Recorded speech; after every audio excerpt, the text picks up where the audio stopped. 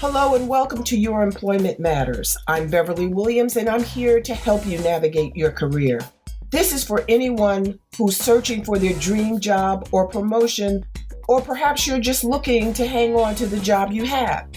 Today's work environments are multi-generational, multi-religious, multinational, multiracial, and multi-gender identity. Add market disruptors like Amazon and Lyft, along with the addition of AI, and it's easy to see why finding and keeping a job is such a challenge. Employment success and even employment survival depend on your ability to adapt.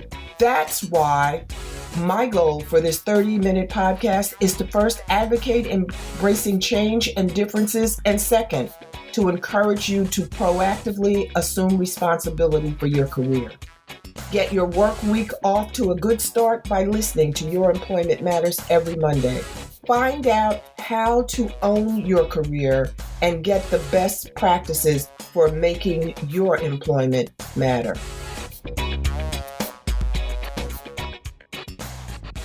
Since I began this podcast, I've connected with, and when I say connected with, I mean virtually.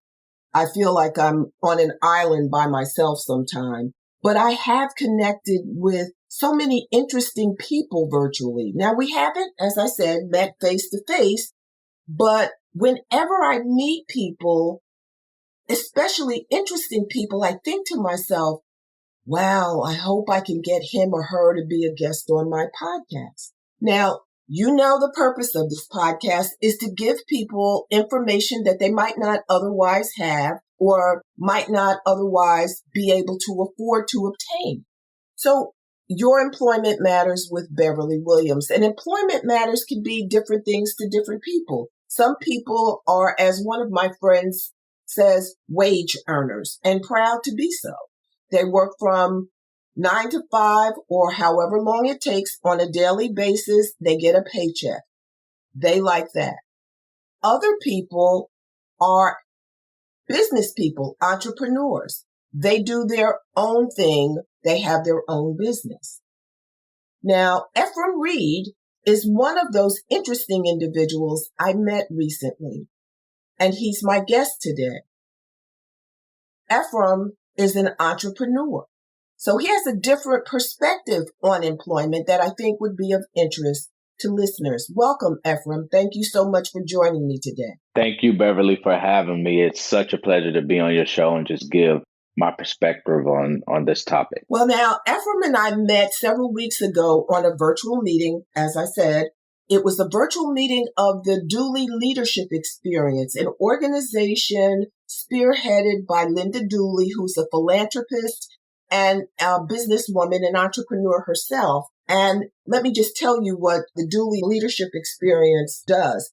It's an organization that develops rising leaders, people who aspire to lead nonprofits, corporations, whatever the entity is, they aspire to be leaders. And Linda Dooley has created an organization that supports their efforts and develops them so that they can achieve their stated goals to the benefit of themselves, their communities, and their families. Now, Efrem, as I understand it, when we met, you were on that call because you wanted to support the speaker that day, who is a family member. Do I have that correct? Yes, that's actually my uncle. We're the same in age, and he's getting into a lot of motivation speaking right now. So I wanted to show my support, be there for him. Now, your uncle is Lou Alexander, and for listeners, Lou has done a podcast himself, so you'll be hearing from him at some point. If you tune in, hopefully you're subscribing to the podcast. Hopefully you're enjoying it. Please give me your feedback. BAWilliams@youremploymentmatters.com. I'm interested in providing content that's helpful, and if you have any suggestions,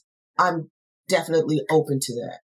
Now, Efrem, please, for our listeners, share your employment journey with them so that they know what your background is and where you are in your journey now. My employment journey started really as a kid because I always been ready to just go after whatever it is I wanted. And what I mean by that is I started off just selling candy.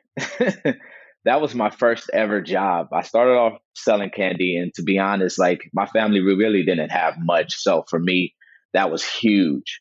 But what that did for me, it just gave me a lot of confidence in myself to where now, when I became an adult, like at 18 years old, I was confident to walk into a space. Sometimes I didn't even know what I was doing in that space.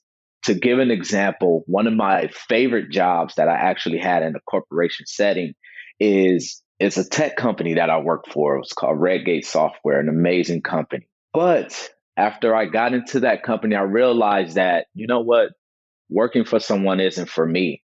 I'm an entrepreneur. And from that day, that's when I walked away from that. And now I'm in business. And I've been in business for the last 10 years of my life. To give a little bit of background about myself, I owned three companies. I'm on my third now. I sold the last two. But yes, that's pretty much my experience in the past 10 years of just being employed and just having some type of career going. So you knew at a young age that you didn't want to work for someone else. How did you prepare yourself to take that step into entrepreneurship? You know what? I agree with a lot of entrepreneurs when they say a leap of faith is the key because my back was against the wall so much to the point that I didn't have nowhere to go but up. You know, it didn't matter if I got a job at McDonald's. It didn't matter if I got a job shining shoes. I was willing to do everything to get out of the circumstance I was in. So what that did, that just made me become creative.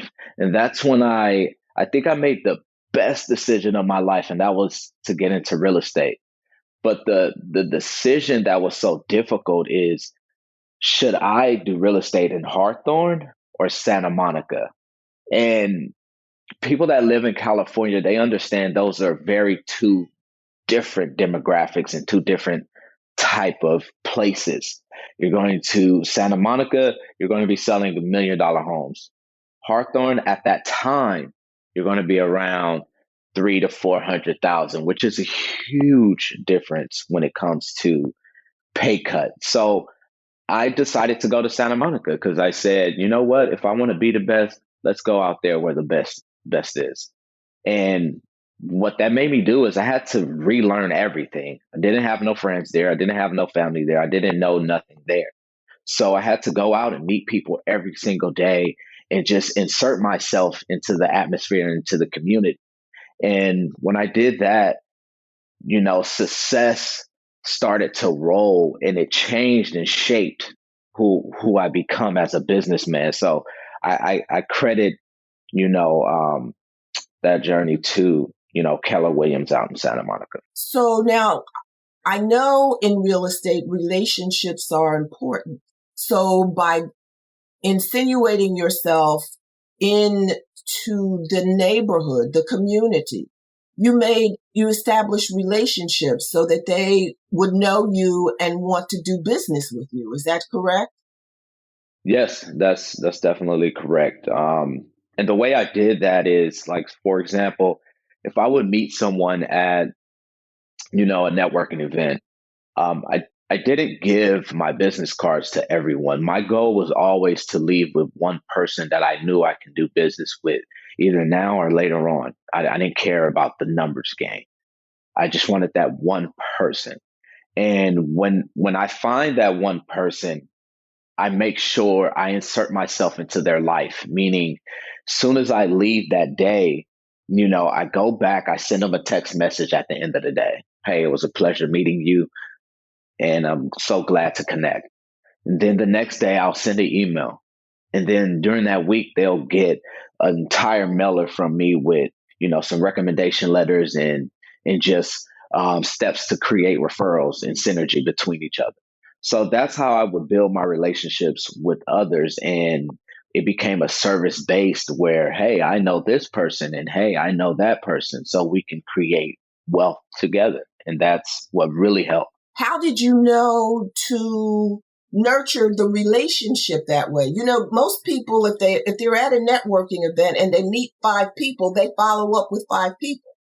How did you know that you should focus on one and connect with them regularly on a daily basis in a different format? That is creative. I mean, that works. I know that works. But do you know how long it took me to realize that that kind of approach works better than, throwing everything at, the same thing at all people? I'm just curious. Well, because I realized that in sales, everybody wants something. Most people, it turns everyone off. When they see a salesperson, they see any person in sales and they're like, hey, I'm selling a product, I'm selling a service. Most people get turned off. And the product and service can fit into their life and they actually need it. They just get turned off because they feel like somebody is trying to get something from them. Just like in the car business, most people they're like, you know what, this is not a sexy job, so I do not like car salesmen. But the problem is because most car salesmen go to them just to sell. They don't go there to understand who the person is and figure out why they need this product, what they need the product for. Is this a husband and wife? Do they have kids? Like they don't understand how to pivot and really understand that person's entire dynamic. So with that said, I just thought about it one day. You know what? I don't want to meet everyone. I want to meet the one. You only need one person to change your life. You don't need hundreds and thousands. You don't need hundreds of thousands. You only need one. And so I went into every networking event with that mindset. Hey, I only need one person. I'm not giving my business card to everyone. This is for selective individuals that is very serious about their occupation. I don't know. It just clicked one day that, hey, I want to build lifelong relationships, not just transactions. And that's how it shaped me. I like that, Efram. I like that. But the other thing I picked up from what you said is that you set goals for yourself.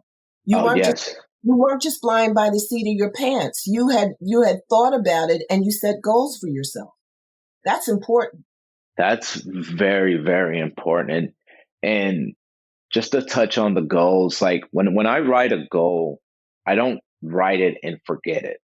I don't know where people get that idea of not viewing the goal. Like when I think about a goal, I want to become the goal, meaning I want to internalize that goal so much that I can recite the goal wherever I am. And sometimes, hey, you might have different goals for the day, and goals are obviously meant to change. But when you internalize those goals, you never forget what you should be doing that day. So I will take a look at my goals in the morning, midday, and at night because I want to remind myself where I'm going. So on this journey that you're on, and we're going to talk about your businesses before we end our conversation, but just tell me your journey so far. What have you learned? I think my biggest lesson is patience, pace. In the world we live in, we feel like everything is coming at us so fast that we need to be reactive. Sometimes you just need to sit down and just, digest the information and just digest your business as a whole. And that's when you have the best ideas. And don't be afraid to ask others. Don't be afraid to say, hey, I don't know. I just honestly don't know. And I know for me, that's how I became humbled very well because before it was all about just transactions for me. When I got into real estate, it was about the transactions and like, hey, I'm moving at this hustler pace and this hustler mentality, and I want to get X amount of dollars. Today, as I'm a lot older, it's more about, hey, if I can create significant relationships and continue to service people and change people's lives, the reward is not the money. The reward is honestly the change that I help someone change their life. The money is just a bonus now. So I think that's one of my biggest accomplishments is just being able to be patient and just being able to actually service others.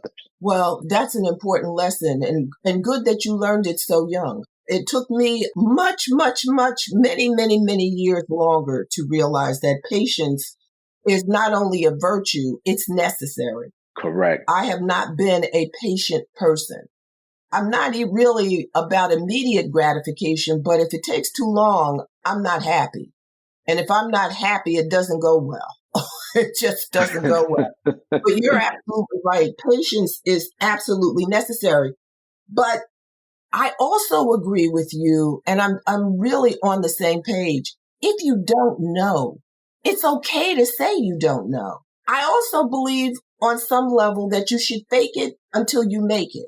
But there's a difference between acknowledging that you don't have information or you don't know how to do something that if you fake it could cause somebody some damage. So you have to judge when it's okay to fake it till you make it. You can go into a 5-star restaurant if you've never been to one before and fake which fork to use. Correct. But you don't want to fake it till you make it if you're saying that you're a doctor and you're not. You could kill someone. Exactly. But you understand what I'm saying. So you just have to use your judgment. But I agree with you. I have no problem saying I don't know something. Yeah. And if I should know what they're asking me, I'm always willing to, because I teach, I do presentations about employment and careers. And I tell people from the beginning, okay, listen, I don't know everything. If you ask me a question and I can't answer it, I'll do my best to find the answer for you. And if I can't find the answer for you, I'll come back and tell you that too. But I think sometimes people are embarrassed if they're asked a question and they don't know. But you're right. It's okay. It's better than okay. It's almost essential that you be able to acknowledge your knowledge deficiency and just say, I don't know. Yes, because it ultimately helps with trust. True. A lot of times people just want real people to Yes. talk to. They don't want no one to try to swindle them with fancy words and all of that stuff. That stuff is just fluff. A great rule of thumb that I loved about the tech industry, they have this rule of thumb. If you don't know, you need to say it, because people are so intelligent and their knowledge base is so in depth. They're going to pin you into a corner and you're going to lose the transaction. So it is forbidden to tell someone you know something and you don't. So, yeah. Yeah, that good lesson. And see, that's the other thing. It seems to me, Efrem, that you've acquired knowledge and skills even in the candy business when you were a kid. There were lessons that you learned there that you carried over into your growth as a person. As you aged, you held on to the knowledge and information that you acquired along the way. Everyone doesn't do that. I don't think everyone recognizes the benefit of their journey, what they should take away from the journey, because we learn when we make mistakes. You make a mistake, you just don't want to do it again. That's so true. That's a teachable moment. You learn from that. It is.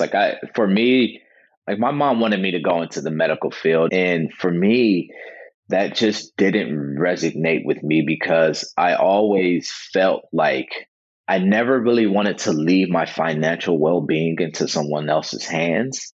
Even if I did go that route, I would have found a way to create wealth on the side of what I'm doing if I'm a part of a corporation. But that was my fear in life, not being able to say, here, mom, and it's your time for you to retire, excuse me, and you don't have as much, but here, I got it.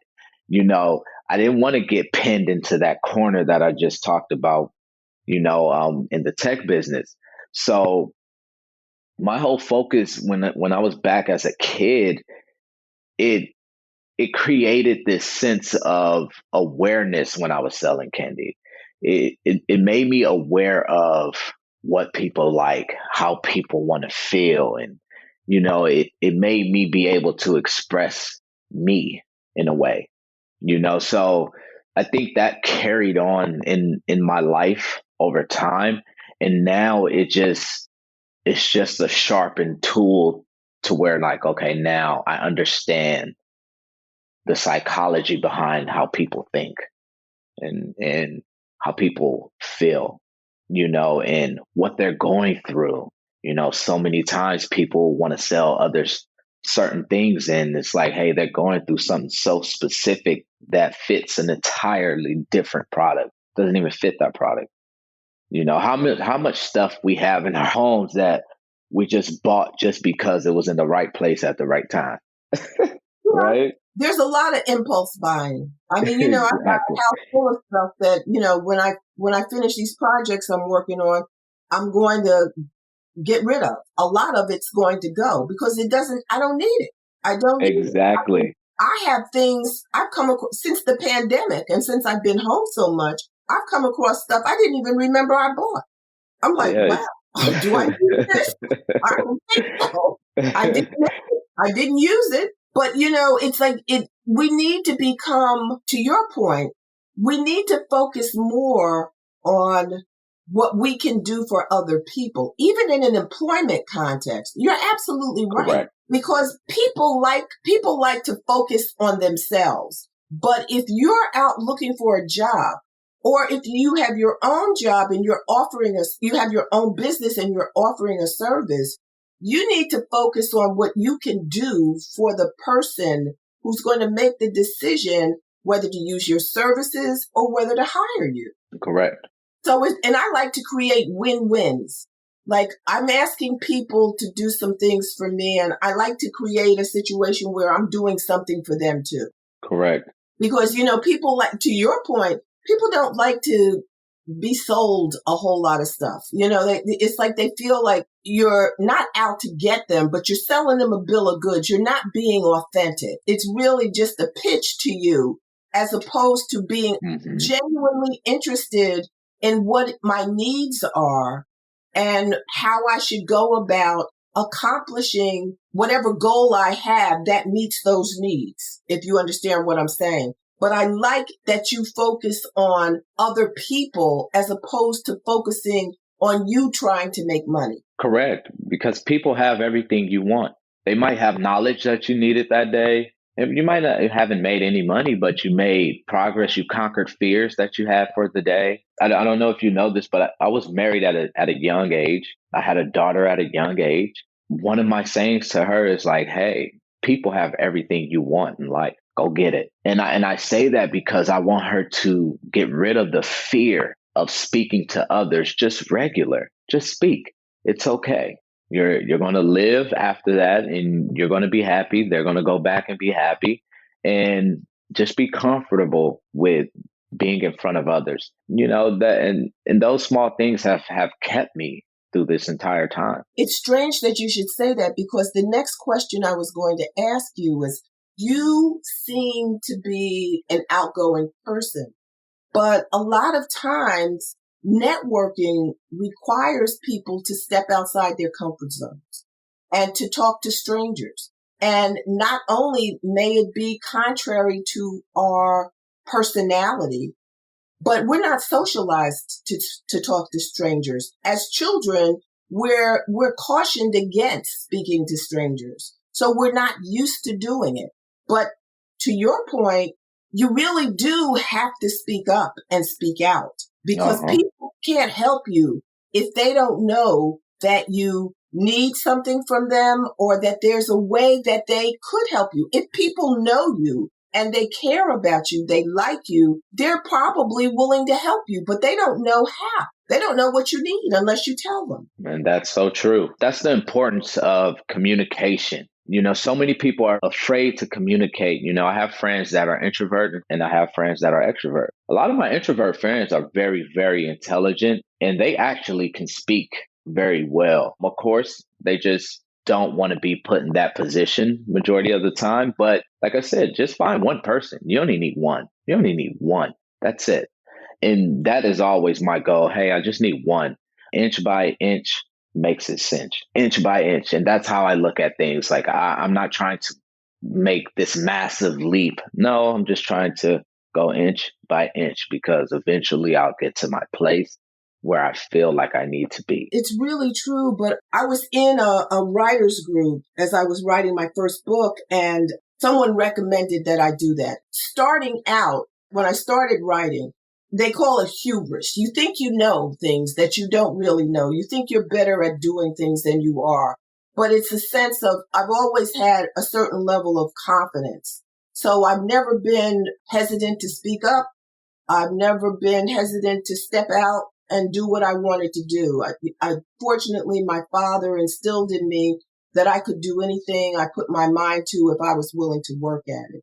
So I went to this writers group, and after the group, during the session, you read what you're writing. And so I was reading from my first book, which was also a career advice book. And after the session was over, I was getting ready to leave and in a hurry to get home.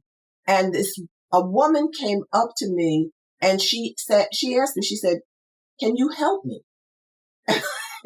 Now you need to understand, I'm not what you would call a really friendly person, but being on the journey that I've been on since writing the book and wanting to get to understand what people are going through, I have opened up more. And I looked at her, I said, "Well, what do you need?" And she says, "Nobody will help me find this job. I need a job." She was a young Indian woman.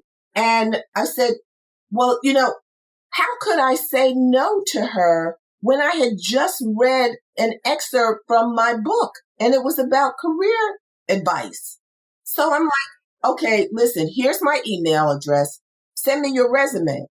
And I told her what I thought she should do. And I sent her some links that I thought, because my book wasn't ready. Right. You will not believe the woman did everything I told her to do. And she practiced in front of a mirror. Oh, wow. And plus, but let me just say this, she had skills.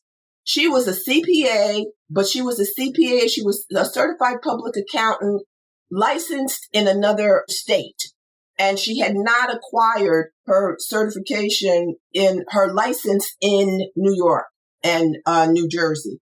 But she interviewed with those people. They were so impressed. They offered her a higher level job than she was applying for. Oh, wow. And I needed that.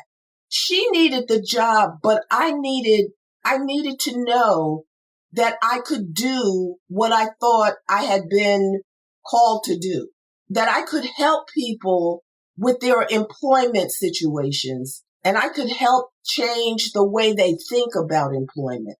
And, after she got the job and she invited me to she and her husband took me out to lunch. They invited me to dinner. She was so grateful because no one would help her. And the truth was, they probably didn't know how to help her.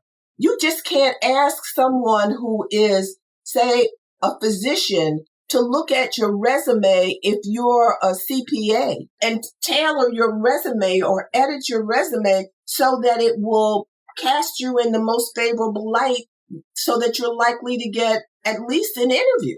If you don't have people in your circle that can give you the support, that kind of support, then you have to go outside your circle. And that means you have to do what she did. You have to ask strangers for help. And that's important, but everybody doesn't do that. Everybody doesn't think they need to do that. But networking is important. It's critical. That's how people get jobs. Yes, it's very much critical. And just to touch on her, fearless need, it takes a lot of guts to literally go up to others and just ask for help, and that's that humble thing that I'm talking about. Like, hey, just be authentic. It's okay, that you're in a specific space and you see this other person in this space that you think you should be in. And a lot of times, most people wouldn't ask. People see me all the time and they know what I do, but they don't even ask. And I'm willing to give other people the information and the knowledge on how to scale a company for free. Yeah. I give out so much information for free. It's only a select few that really ask. And one of those people is Louis Zell that we were talking about, Lou Alexander, my uncle. He's one. And one of my friends, that's it. Everyone else, they really don't ask. But I also believe that if you give willingly, it will come back to you. Nothing can come to you if you have a clenched fist. You keep your hand open, you give generously, and it will come back to you 100-fold. That's the way I look at it.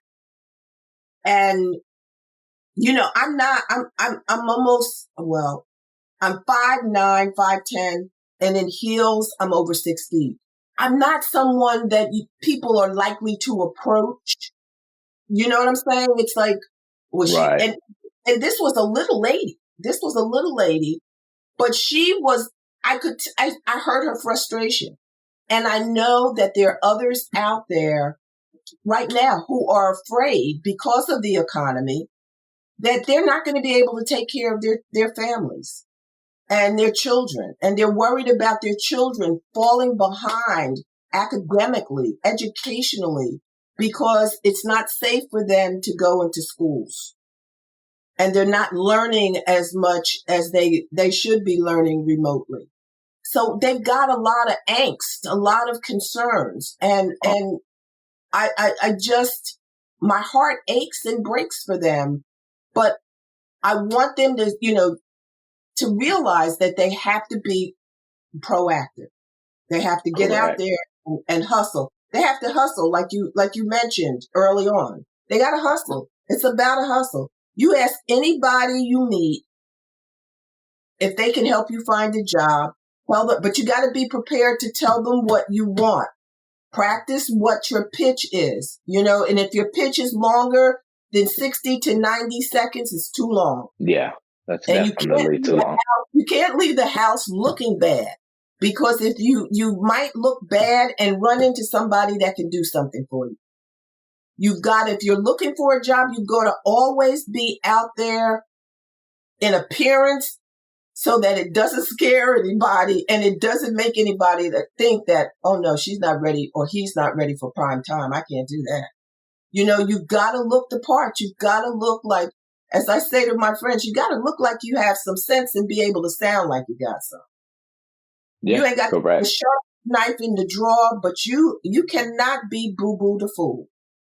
You No. have got to present yourself in a way that to make a person want to help you.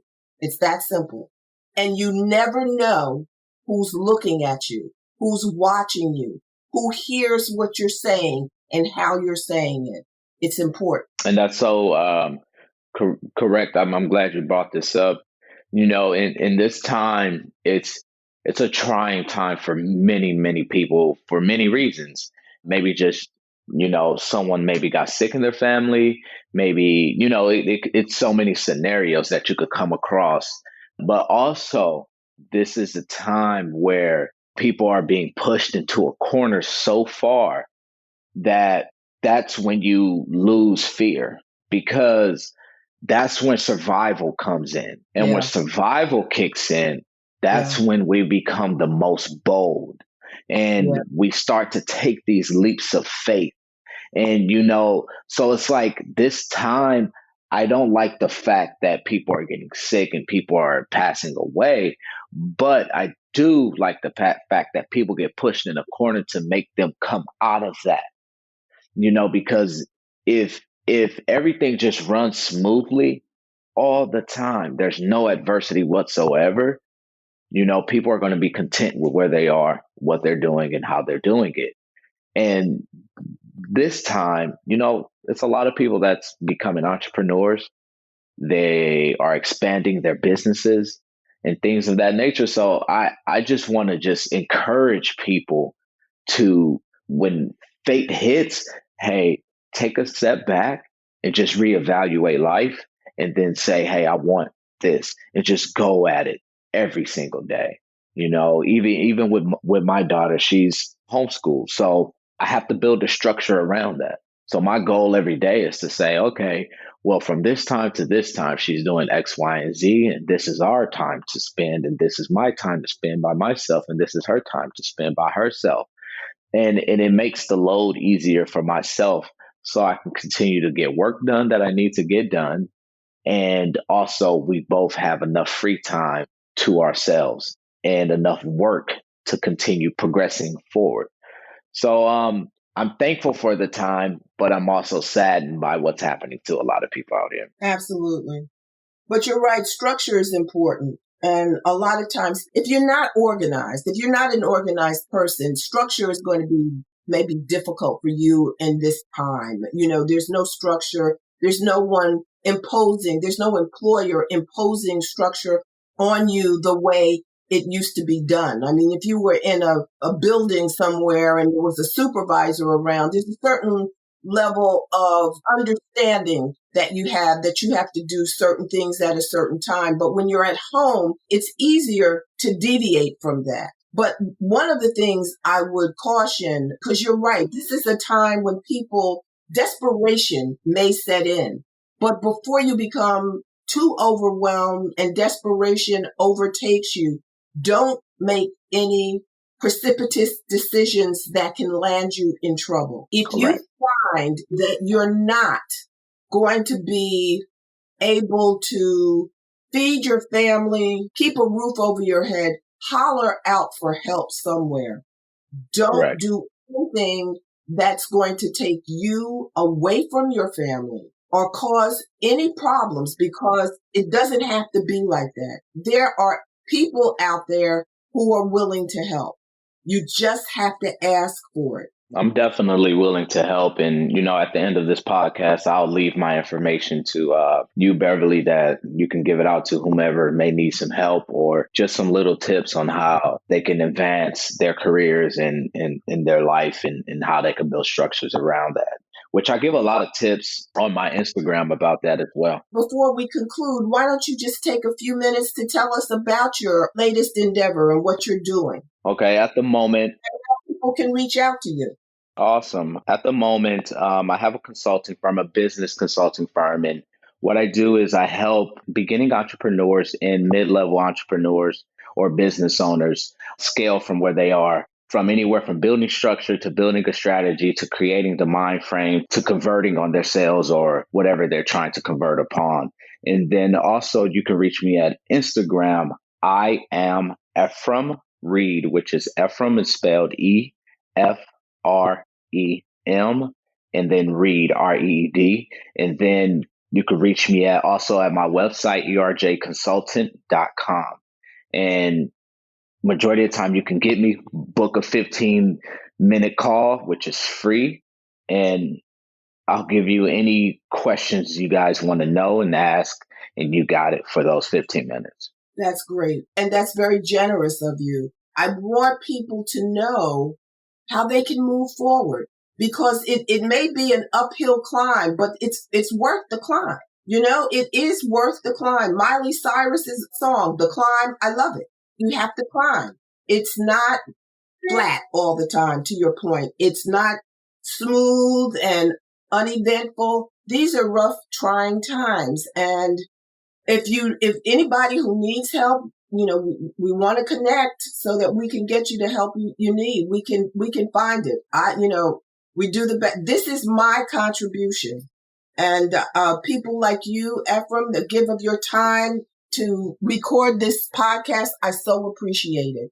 Yeah, that's no problem. Do you have anything else you'd like to say to our listeners? To all the listeners out there, ones that are looking to become business owners and others that are looking to advance themselves in their career, whatever career you're going for, submerge yourself into the space. Seek the information and continue to become knowledgeable about that space. But don't get paralyzed by the fear of being in the space. You know what I mean? Like, think big, but don't allow your thoughts of thinking big paralyze you from moving forward. And that goes for someone that's looking for a job and someone that is looking to create a business.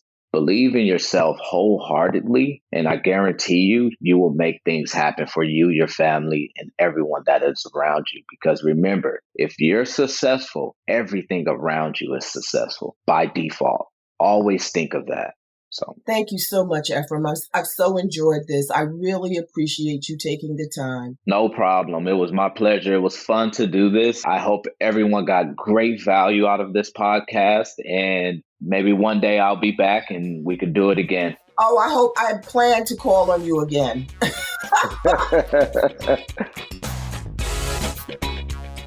Thanks for listening to Your Employment Matters with Beverly Williams. If you found this podcast helpful, please subscribe and leave a review. I truly appreciate your support, and that helps other listeners find the podcast. If you have a comment, question, or suggestion, you can reach me at baWilliams@youremploymentmatters.com. My book, Get the Job Done, is available on Amazon.com and BarnesandNoble.com. Please join me again next week. Until then, remember to embrace change and differences.